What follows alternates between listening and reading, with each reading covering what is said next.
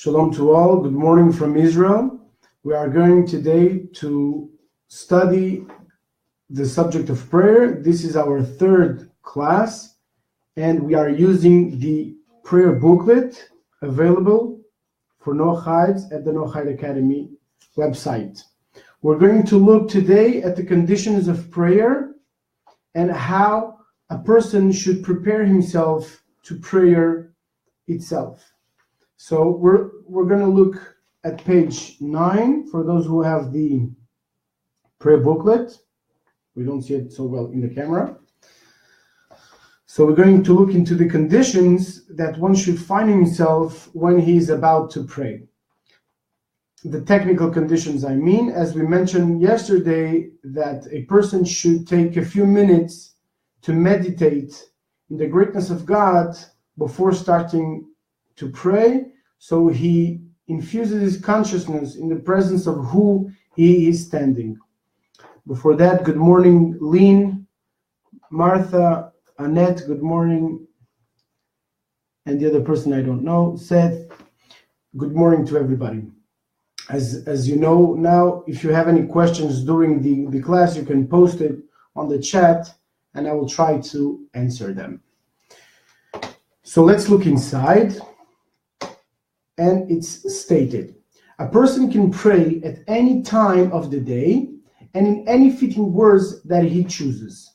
But he should be careful not to use prayers that idol worshippers compose for their liturgies. And he should not pray to God if he's in a house of idol worship. I think that now this is clear for everybody. One's prayers should be said honorably in order to honor God. Therefore, it is meritorious to pray in honorable clothing. One should not pray in filthy clothing or unclothed, or in the presence of others who are unclothed.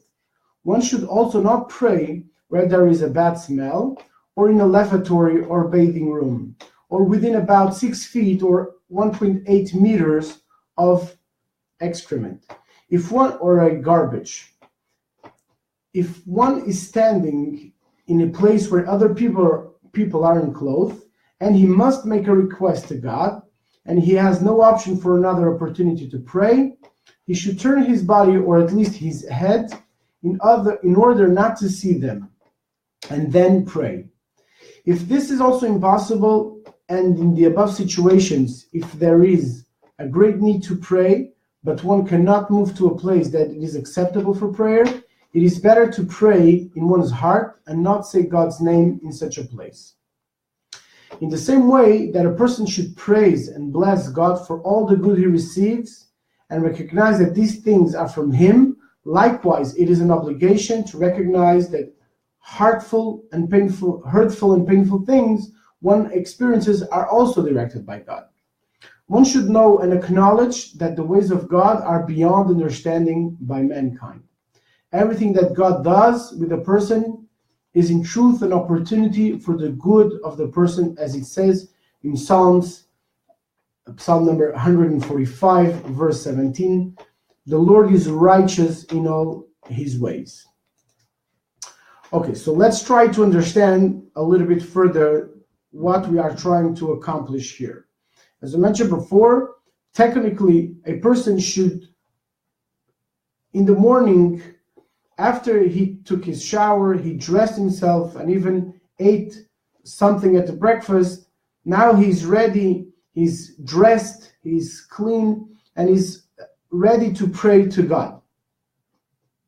One should choose an honorable place to do so. For example, in a living room or in a private room in the house, a place where he's calm, where he's not all the kids running around and everybody doing things. One should choose for himself a place which is calm in order to address himself and have clearness of mind or mindfulness in order to pray to God. Beyond that, a person is able to pray in the manner that his heart inspires him to do so in a general way. A person can express his prayer to God through the words that his heart inspires him to do so.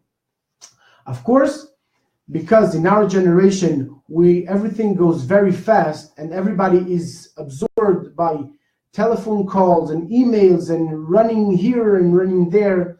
So it become a little bit harder for people to have a clearness of mind and to be able to express the right words to God. Therefore, it's a merit, and it's advisable for everybody to hold the siddur in his pocket and to use the prayer booklet to address his prayers to God, whether in the morning, whether in the rest of the day. One has to try to imagine the following situation. When one is about to pray to God, he has to imagine himself standing in front of a king.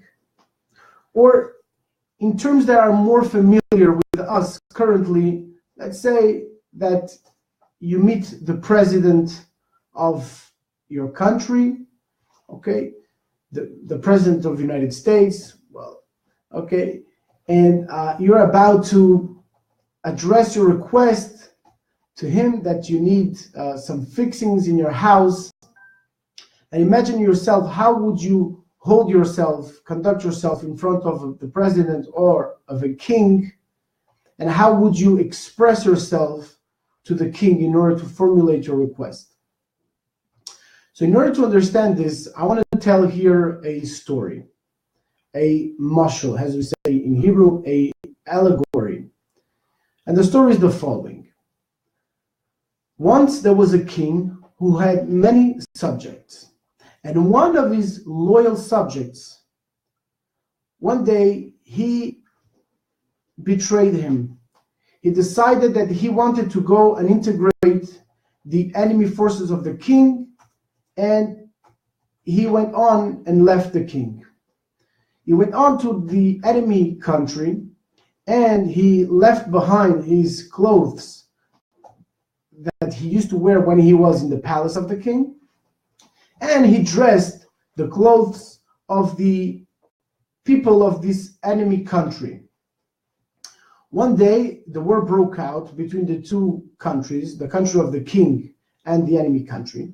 And the former faithful servant joined the army of the enemy king, of the enemy country, and went into the battle and started battling against the troops of the king. In the midst of the battle, he was fighting, and there was mud and dirt, and you know how a war goes.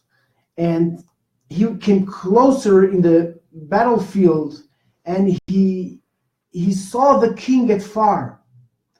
He saw the king afar, and suddenly he was inspired by a feeling of tshuva, by a feeling of return to his essential identity, to his primary state of being, that was to be close to the king in the palace.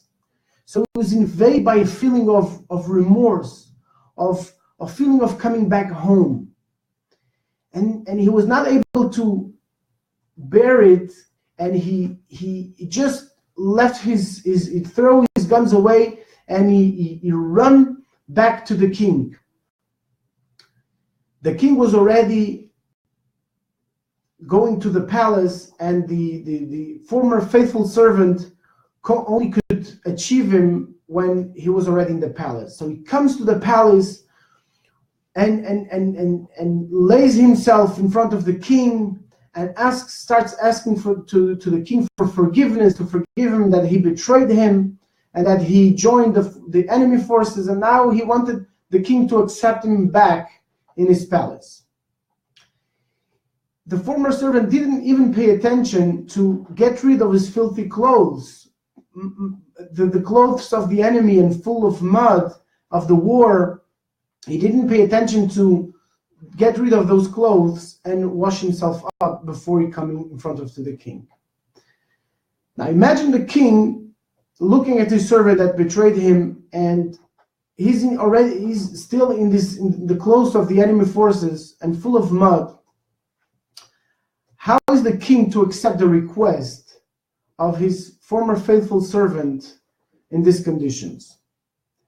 So of course, the faithful servant, before he throws himself to the ground and to ask to the king for forgiveness, to accept him back into the palace, he should have thrown away the clothes and washed himself up, and then come in front of the king and request for forgiveness and request for the king to accept him back in his palace.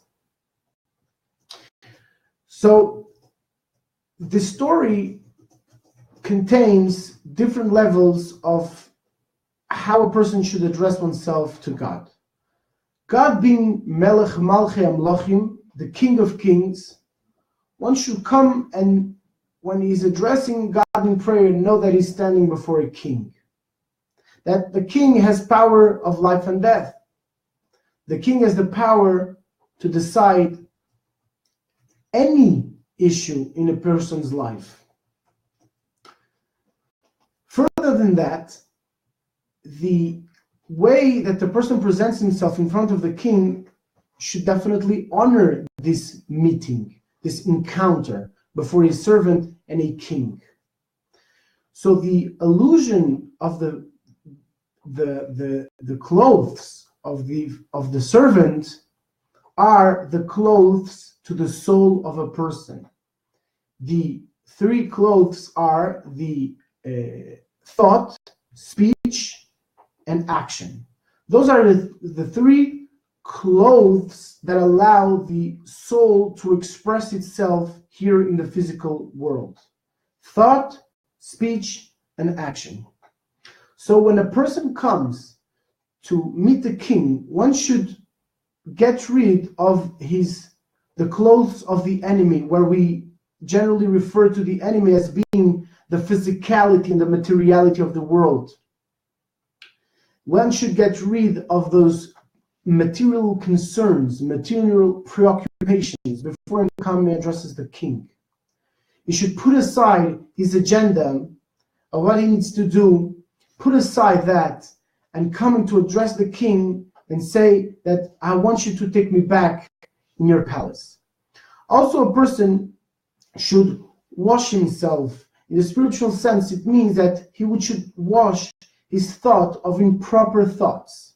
He should focus in prayer for those 5-10 minutes that he's about to address God in prayer. He should clean his thoughts, he should clean his speech, and he should clean his actions in order to come and stand before the king.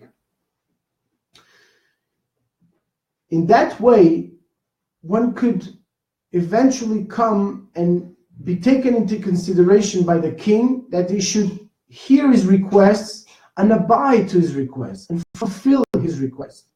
Because we can address God in truth in any time, in the circumstances that we mentioned before, but not necessarily God will fulfill our request, or not necessarily God will consider that we are really doing tshuva, that we really, from the bottom of our hearts, want God to accept us back in his palace. Maybe it's just from the tip of our mouth, and maybe we don't really mean it. So when a person really means to reestablish a relationship with God, one should consider God and put himself aside. Create this space. That is the condition for creating a space, creating a vessel to receive the godly blessing.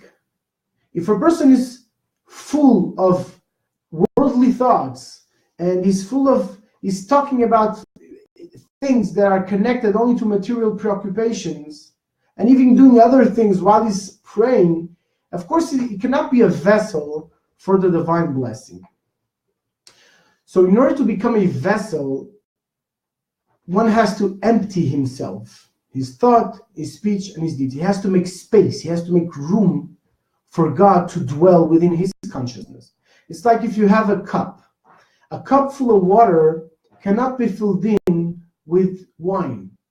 You have first to drink the water or spill the water in order for it to be able to accommodate the same volume of wine.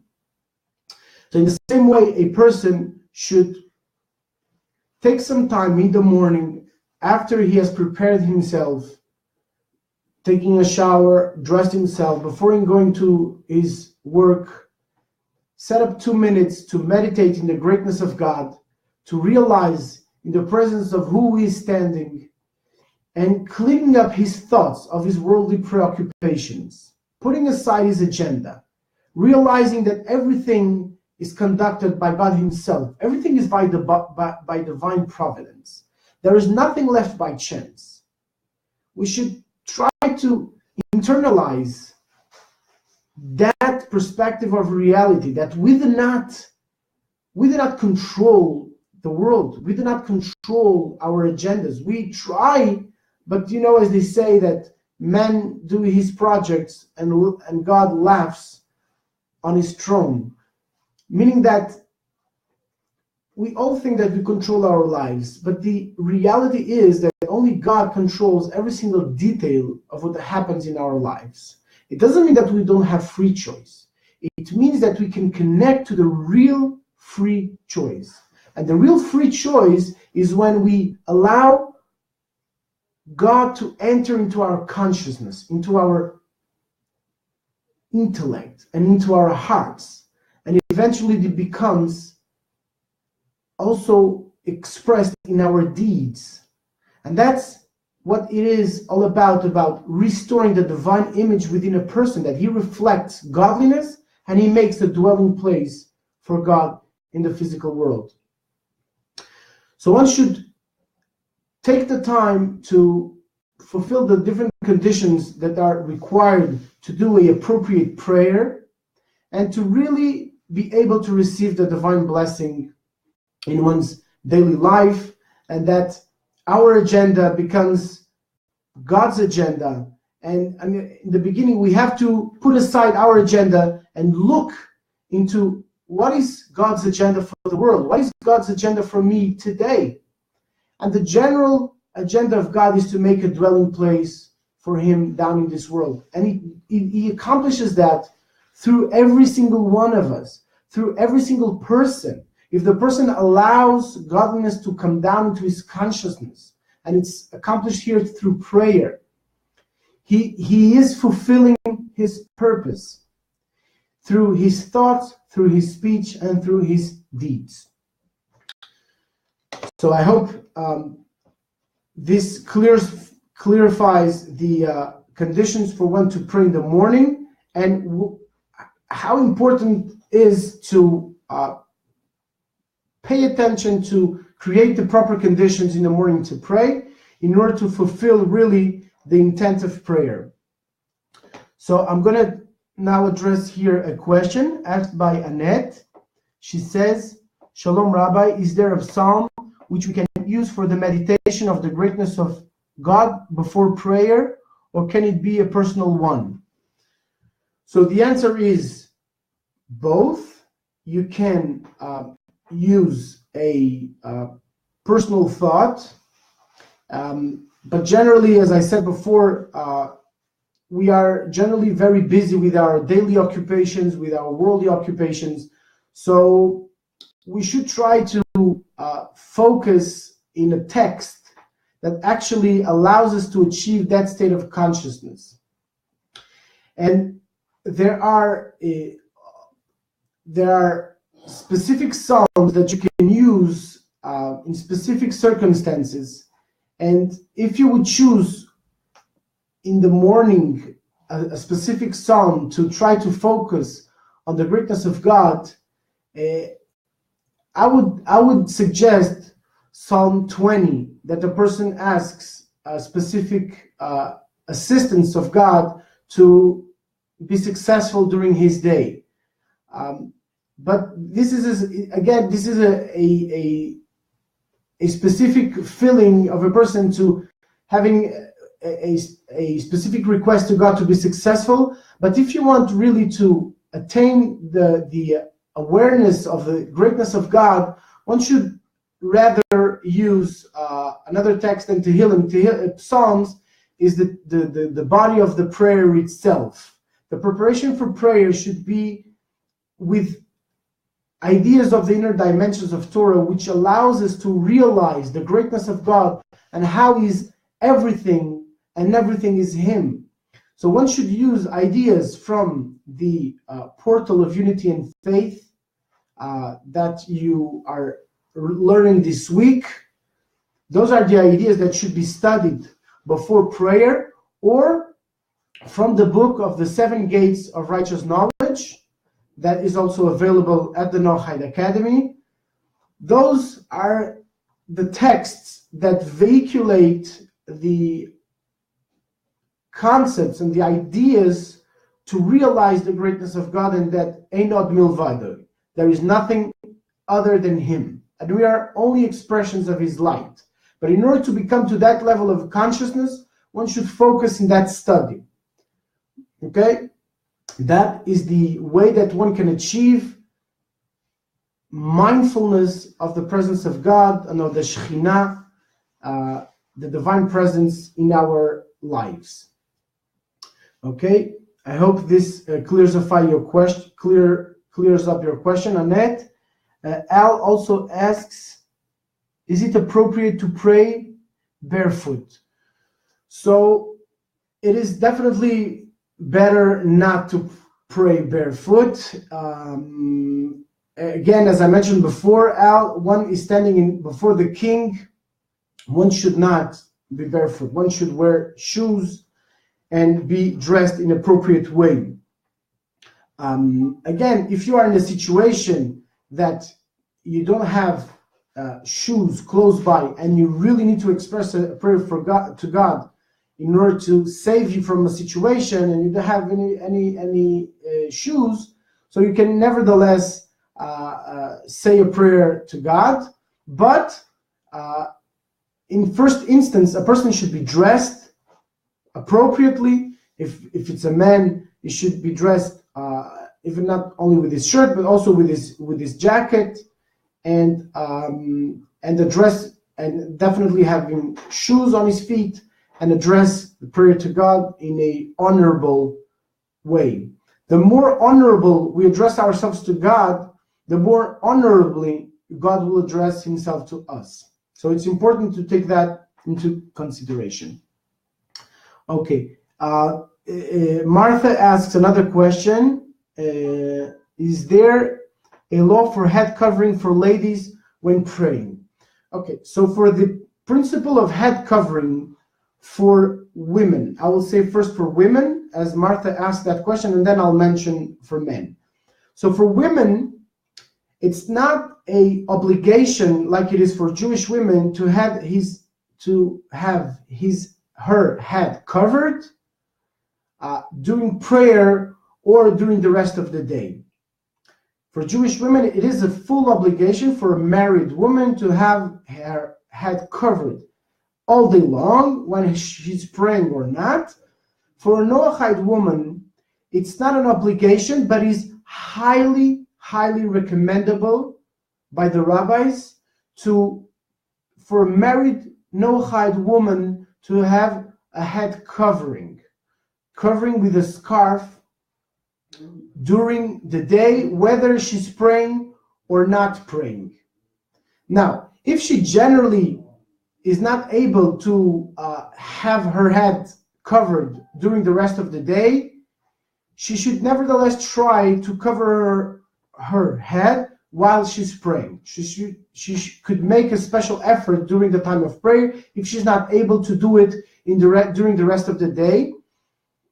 Nevertheless, it's advisable for a married woman to have her head covered also during the rest of the day.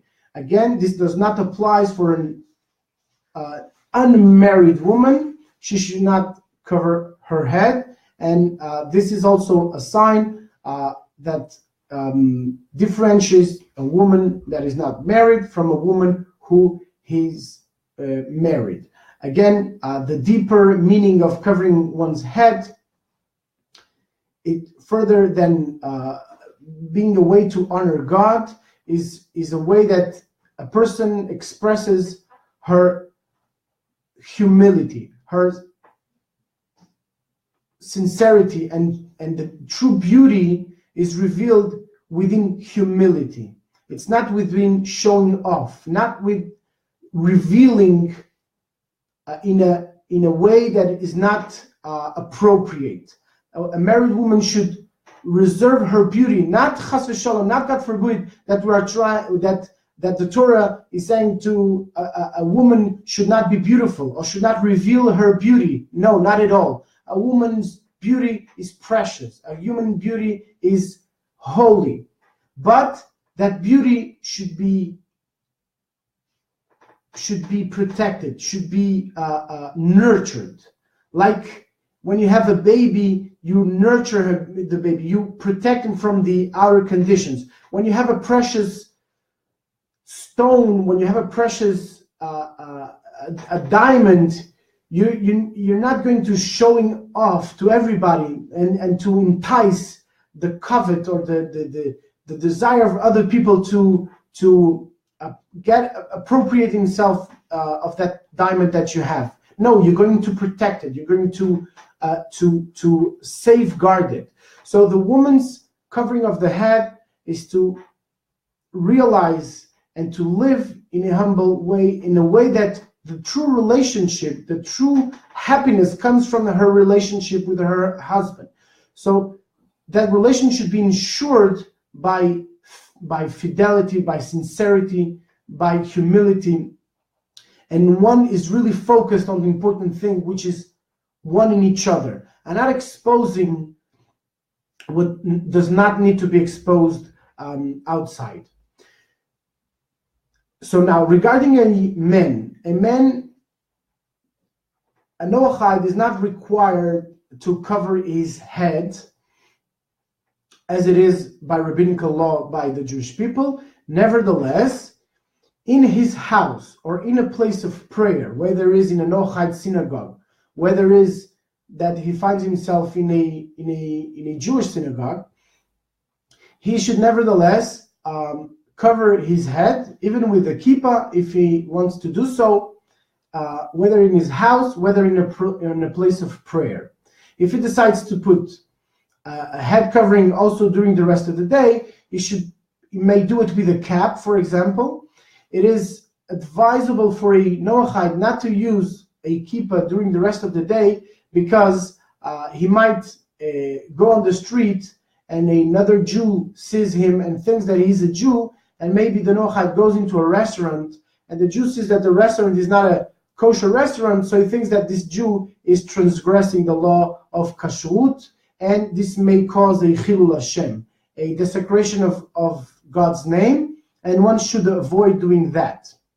So if a Noahide wants to cover his head also in the street, he may do it with a cap, with a hat, that's fine. If he wants to do it in the house, it's fine to do it with a kippah, and with a hat also, if he wants to do it, it's fine, and also in a place of prayer. I hope that answers the question. Okay. So I see that there are no further questions. Okay, so we'll conclude here today's class. I thank everybody for joining us this morning from all around the world. There are many people here that I know, others that I don't know yet. I hope to get to know Bezat Hashem further, Bezat Hashem. So again, as we mentioned before, you can download the Introduction to the Prayer ebook on one of the posts here on Facebook. You can have access to.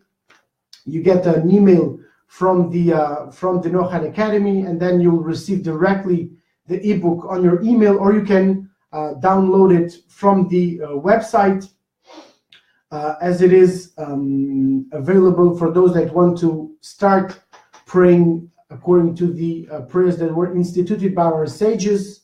This tradition of prayer is a very, very ancient one. There are parts of prayer that were instituted by Adam HaRishon, the first man, by Avraham Avinu, by Moses, and of course by David Amelech, King David.